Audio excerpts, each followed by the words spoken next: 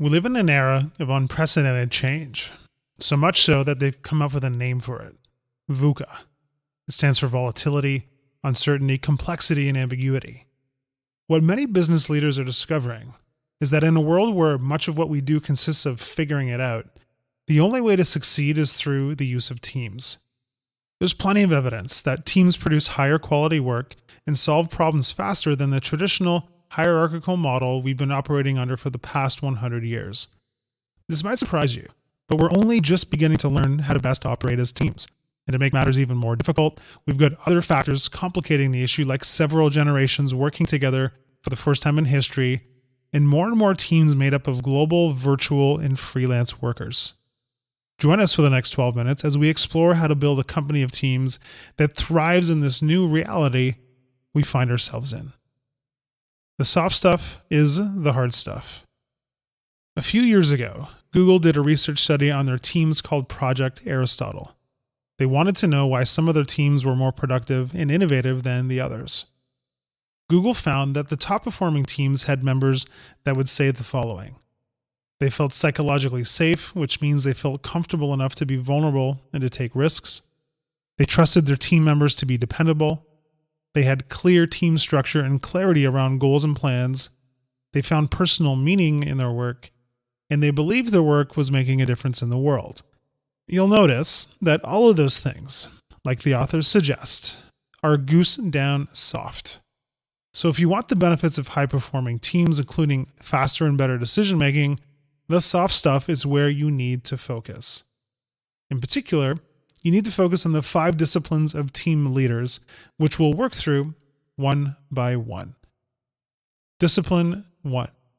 Understanding generations.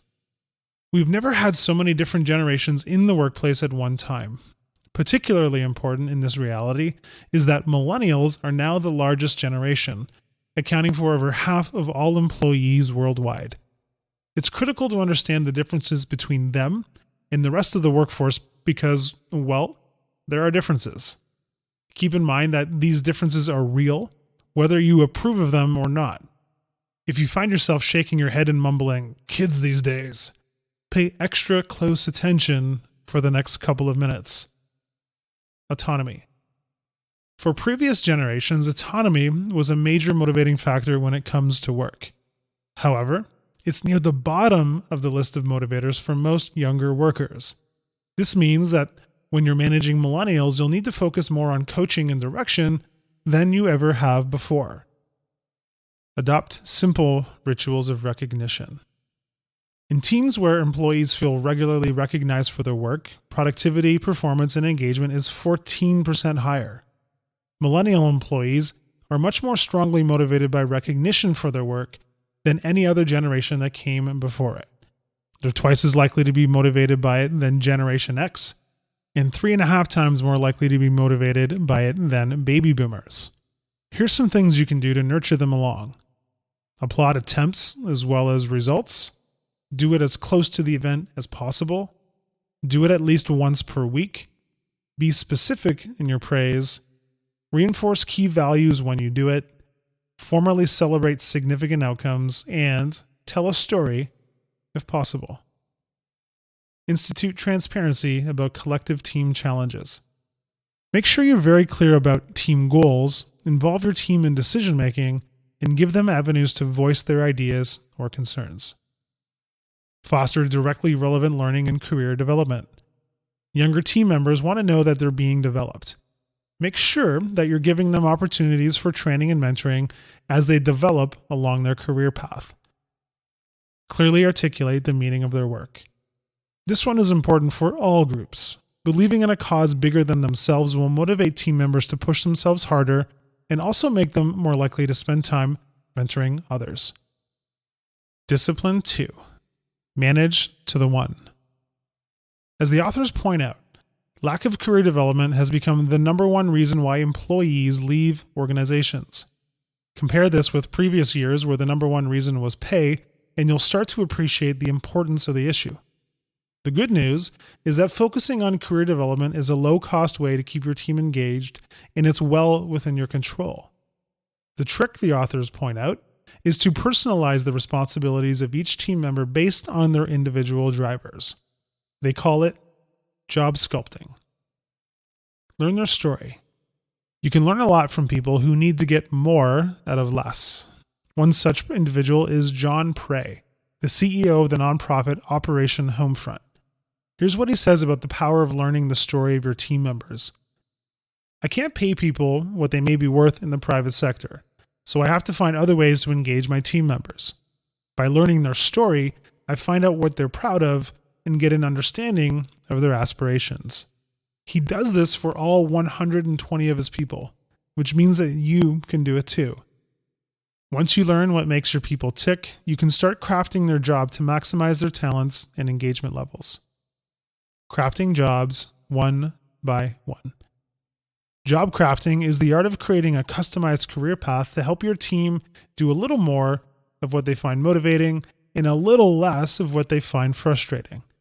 Sometimes this can mean big changes in responsibilities, but even the smallest of changes make a huge impact over time. Here are some questions you can ask your team to start getting a sense of how you could do this. What activities do you look forward to doing most at work? Why do they energize you? What activities frustrate you? Why do they frustrate or demotivate you? What are your 3 wishes for your career? As you start to consider what changes you might make to their roles, remember that you still need people to work on things that actually need to get done, and that just because somebody wants to do more of something, that they are good at it. You're looking for opportunities at the intersection of what people are great at, what they love to do, and what you need done. Turning the performance review into the continuous review. There's plenty of research that shows that teams perform at a higher level when all members are confident that their teammates are competent and working at a high level. They are also more confident when they know that the performance of every team member is being evaluated carefully and consistently. The question isn't whether or not you should be doing performance reviews, but how often you should be doing them. Here's a startling piece of data. A recent study showed that employees who meet with their managers on a weekly basis to discuss progress towards their goals are up to 24 times more likely to reach their goals. So there's the answer. Weekly reviews and constant informal check-ins is the way to go. Aspirational conversations. Performance discussion shouldn't be confused with aspirational discussions, which are more about career development and learning. You should do these once every month with your direct reports, and once or twice per year with your skip-level employees, the people who report to the people who report to you. These conversations don't need to be long. 15 to 30 minutes is more than enough. Here are some suggestions to make sure these conversations go well. Prepare before by sending an email to list the things you'd like to cover and ask them what they'd like to discuss. Meet where they prefer, in the cafeteria, going for a walk, and in person if possible. Set expectations so they know what to expect. Use an individual development plan to guide the meeting. More on this in the next section. Eliminate distractions. Close your door and silence your phone. Listen more than you talk. Always end on a positive. And follow up with a quick email recapping the meeting, including any feedback you want them to consider. Individual development plans. These don't need to be fancy, and usually 1 page is sufficient.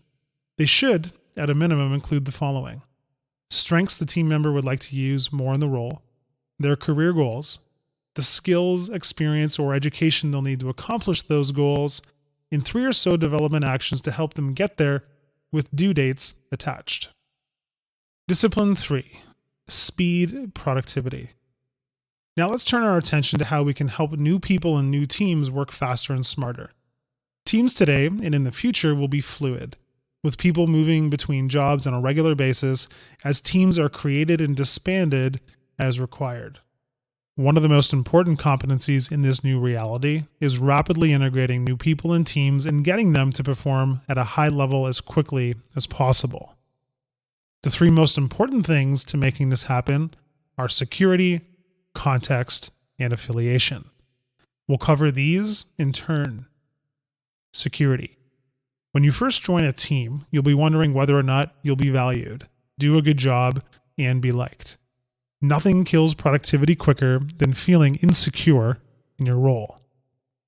There are a number of things you can do as a leader to ensure that people feel secure in their role on the team and thus perform at their highest ability. Hire for culture fit. Nothing kills teams faster than somebody who doesn't fit the culture. Begin orientation before the start date. Having a document, like the Netflix culture deck, for instance, that tells people what the culture is like and how they'll be expected to act, is a great step in that direction. Spend quality time with your new team member on day one. Making them feel like you're strongly committed to helping them succeed is your goal. And facilitate help or guidance from other team members. Consider assigning a member of the team to be their guide. Context. You've likely seen this quote before by novelist Antoine de Saint-Exupéry. If you want to build a ship, don't drum up people to collect wood, and don't assign them tasks and work, but rather teach them to long for the endless immensity of the sea. The culture of a team or company is how we behave, and context is how we fit in the world around us. Specifically, in the team context, you'll want to ensure that the new team member understands how the context of the team's work fits in with the overall work of the company and the specific contributions the team is expected to make. Affiliation. The third and last key to creating speed to productivity is affiliation, helping the team build great relationships with their teammates. Fascinating studies out of MIT show that the highest performing teams are ones where every member is in frequent contact with every other member. Obviously, to create that type of environment, you need to create a team where people like to communicate with one another. Here's what the authors call the laws of affiliation building. Assign new team members a task that requires them to meet others. Arrange non-work outings for the team. As a leader, make it a point to be engaged and present at those outings. And facilitate sharing about what people do outside of work. The more your team knows about each other's passions and interests outside work, the more they'll view each other as human beings worthy of respect. Discipline 4. Challenge everything. Much of the work teams are doing these days is figuring it out, which means they'll be called on to generate new and better ways of doing things. This requires you to foster a culture where healthy debate and discord is not only allowed, but expected. Building off the third discipline, this requires there to be high levels of what Harvard Business School professor Amy Edmondson calls psychological safety.